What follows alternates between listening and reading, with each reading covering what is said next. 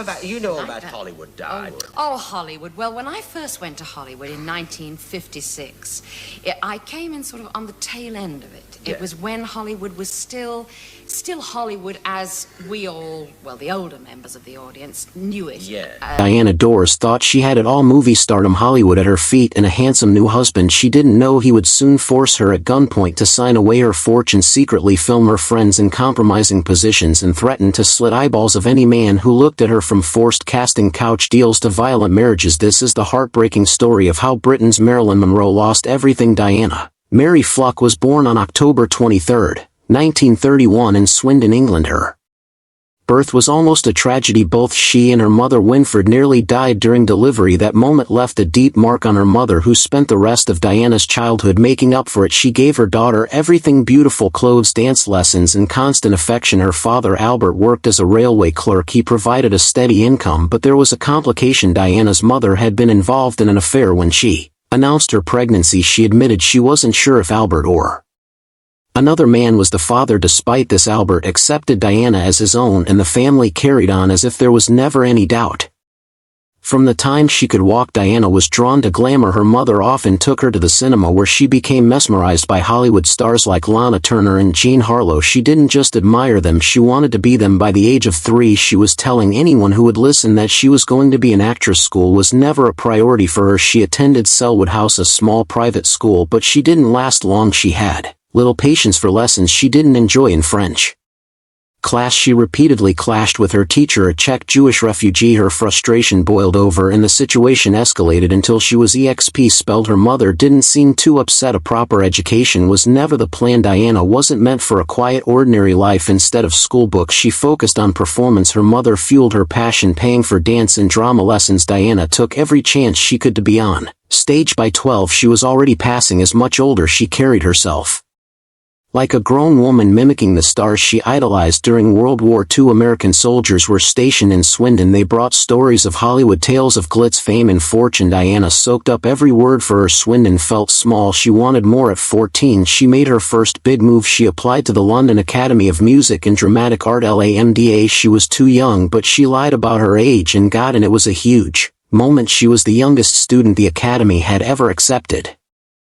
Moving to London was a shock. She left behind her comfortable home and moved into a small room at the Earl's Court YWCA. Her father sent her a weekly allowance of £2, but it wasn't enough to survive. She started modeling. She posed for the London Camera Club, making £1 per hour, which was decent money at the time. At Lambda, she quickly made an impression. She was talented, confident, and determined to stand out. In her first term, she signed with the Gordon Harbard Agency. Soon after, she won a bronze medal for elocution presented by Peter Yusof. The next term, she won silver with honors. Life in London wasn't easy. She was young, alone, and struggling to keep up with expenses, but she never let it shake her. Acting was her only plan. There was no backup to support herself. She kept modeling when necessary. She adjusted her age to secure better jobs. It wasn't entirely honest, but it worked. Her mature looks helped her pass as older, and that opened doors. She wasn't just posing for photographs. She took on small stage roles in plays like A Weekend in Paris and Death Takes a Holiday. Then in 1946, she entered a beauty contest for Soldier magazine. She placed 3rd, but it was enough to get her noticed. More modeling jobs followed, along with connections to the film industry.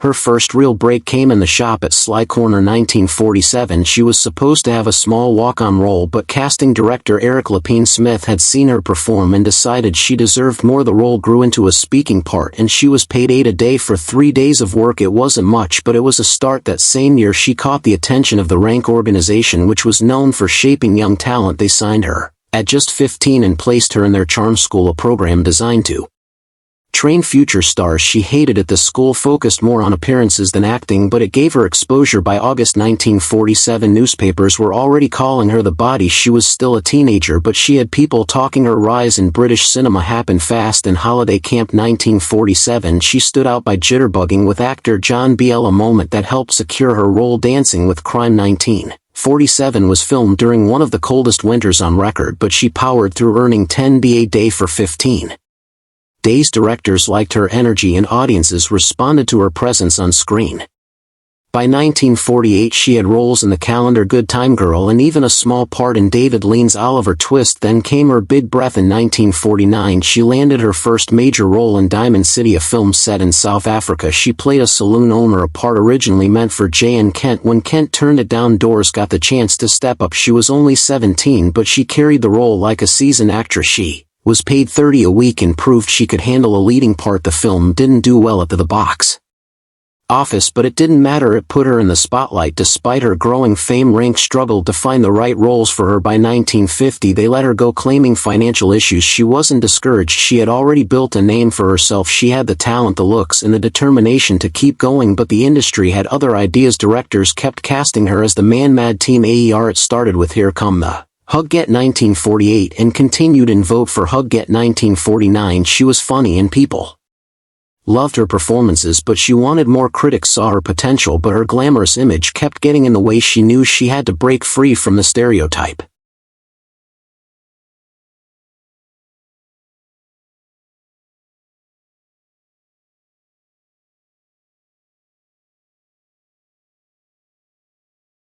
By 1954 she made a decision: I'm picking and choosing my parts now. That doesn't mean I'm waiting for the perfect part, but I'm sick to death of being the sexy siren. Her time at the Rank organization's charm school had given her a boost, but it had also limited her. The school, created by producer Sidney Box, trained young actors like Peter Clark and Christopher Lee. It gave her a platform, but it also put her in a box. They focused more on making her a star than helping her grow as an actress. When the school shut down in 1950, she took control of her career. She could have signed a 7-year contract with Rank, but she turned it down. She wanted freedom. It was a risky move, but it led to better opportunities. She took on more serious roles, including Yield to the Night 1956, a film that finally let her prove her depth as an actress. Diana Dors was often called England's answer to Marilyn Monroe. At first glance, the comparison made sense. Both were blonde bombshells with undeniable screen presence. But beyond the surface, their careers and public images were very different. Marilyn Monroe was the picture of American glamour, often seen as soft-spoken and mysterious. Diana Dors had a sharper edge. She wasn't just a beauty. She had attitude, confidence, and a rebellious streak that made her stand out in the long haul.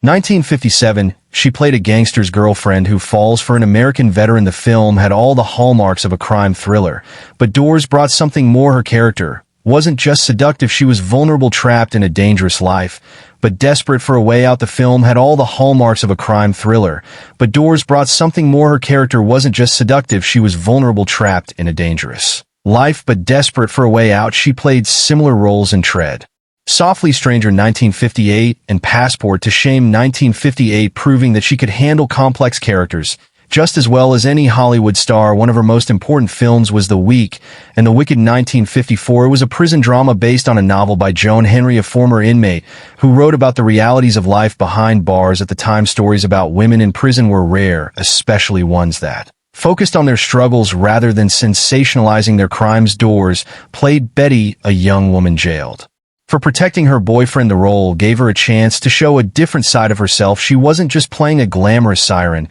she was portraying someone with real emotions and real struggles. The timing of the film made it even more significant. Just before filming, Dors had faced legal troubles of her own. In 1953, she was convicted of stealing alcohol from a friend's house. The scandal was all over the newspapers, and people started seeing her as a real-life bad girl. Instead of letting it hurt her career, she leaned into it. The role in The Weak and The Wicked felt authentic, because in some ways she knew what it was like to be judged. The film was a hit in Britain, and it also reflected a shift in cinema. Audiences were starting to want more realism in their film. Stories about everyday struggles were becoming more popular. Over the next few years, British cinema would produce classics like Saturday Night and Sunday Morning 1960, which captured the lives of working-class people in a way Hollywood rarely did. Dors had helped pave the way for that shift. She had proven that a blonde bombshell could do more than just look glamorous. She could bring real depth to the screen. Despite her success in Britain, Hollywood was a different story. In May 1956, she signed a contract with RKO to star alongside George Goal in I Am Married Woman. She left Southampton on the Queen Elizabeth, arrived in New York, and headed straight for Hollywood. Hollywood seemed eager to have her. In July, through her company Treasure Pictures, she signed a deal to make 3 more films with RKO. The first was The Unholy Wife with Rod Steiger, her fee was $775,000. Each new film would add another $25,000, but it wasn't just business. Looking back, she wasn't impressed with The Unholy Wife. She said, they tried getting me in the gas chamber again in Hollywood, but the film wasn't good. They edited it badly. More opportunities came her way. William Dozier of RKO announced she would star in Blonde's Preferred Gentleman with Eddie Fisher, but the project never happened. In August, she said she had signed a deal for a Bob Hope movie that fell through as well. Another planned film, Potluck, for Pomeroy never made it past the announcement stage. In October, she appeared on The Bob Hope Show. The New York Times praised her performance. She displayed considerable stage presence. The gal can handle her lines. But by November, Dors was back in London. Meanwhile, Diana thought she had found excitement when she married Dennis Hamilton. At first, he was charming and full of confidence. He made her feel wanted, chasing after her with grand gestures and relentless attention. But beneath the surface, he was dangerous. He was controlling, violent, and reckless. With both money and power, their marriage was not just a mistake, it was a disaster that nearly destroyed her career and left her in financial ruin. She was only 19 when she met him in May 1951. She was already a rising star in British cinema, but struggling with personal troubles. She had just gone through an abortion, and her boyfriend Michael Corn Waterfield was in jail for fraud. Then came Dennis. He walked up to her and asked for a light, speaking with the kind of confidence that made him hard to ignore. He had a way of making her feel special. Every day he sent her flowers. He pursued her with a kind of intensity that felt thrilling at first.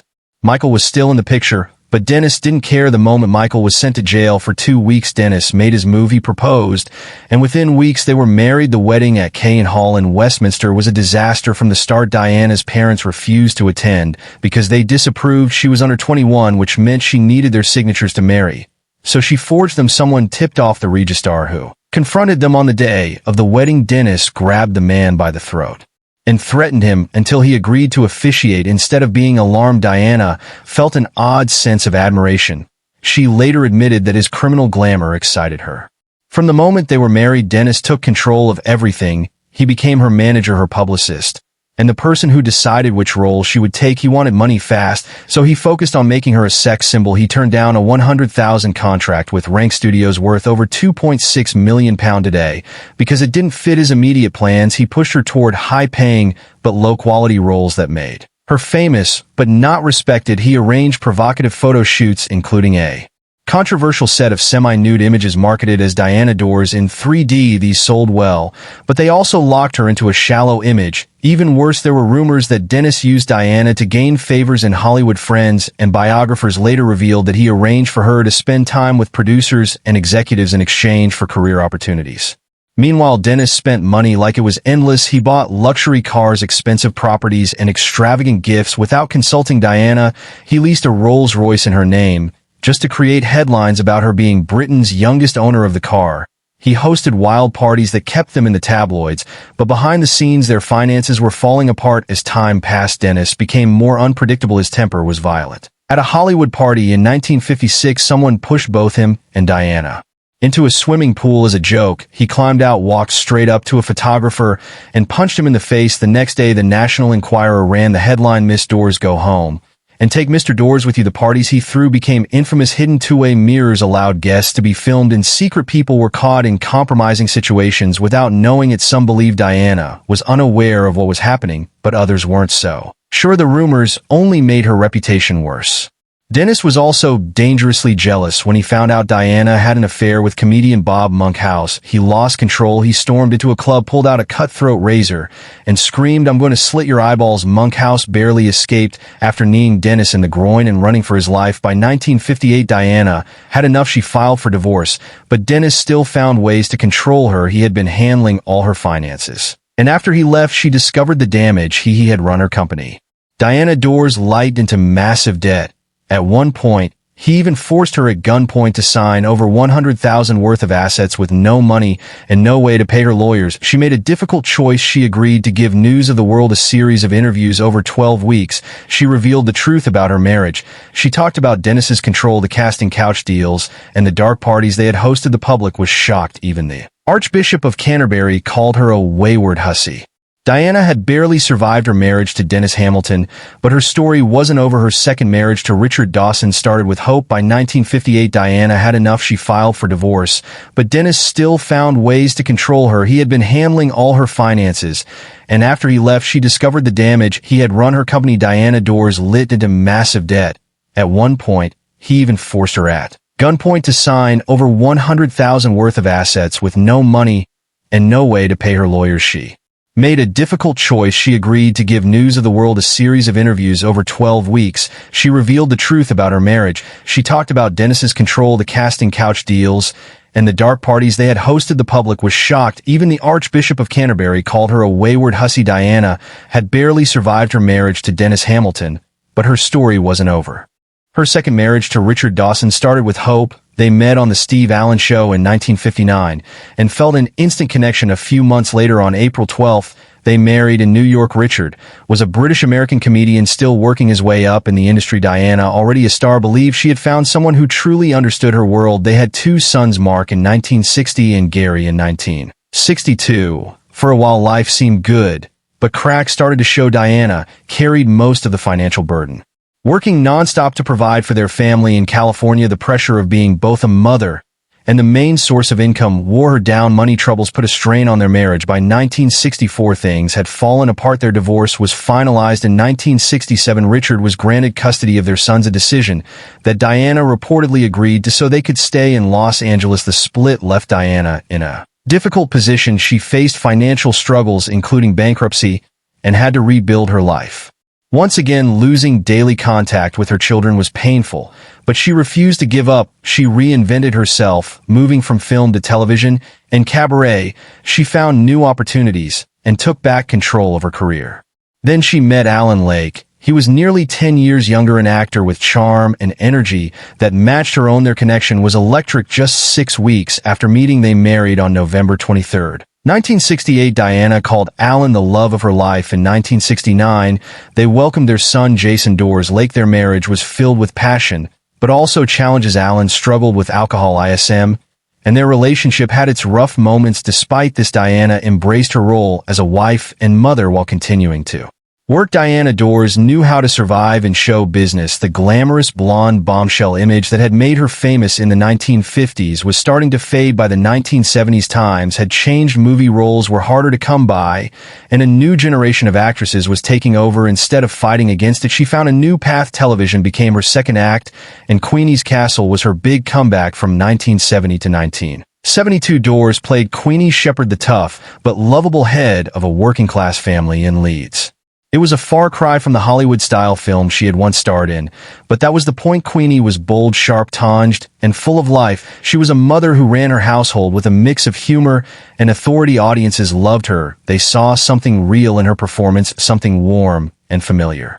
The show ran for 3 seasons and made Dors a star all over again. This role proved that she was more than just a pretty face. She had always been talented, but now she had the chance to show it in a new way. She wasn't playing the amorous blonde anymore. She was playing a real woman, someone people could recognize from their own lives. The success of Queenie's Castle opened doors for more television roles. She appeared in Z.C. Cars Dixon of Doc Green and Just William, becoming a familiar presence in British households. At the same time, she was exploring another side of acting. Horror films were gaining popularity in the 1970s, and Dors saw an opportunity.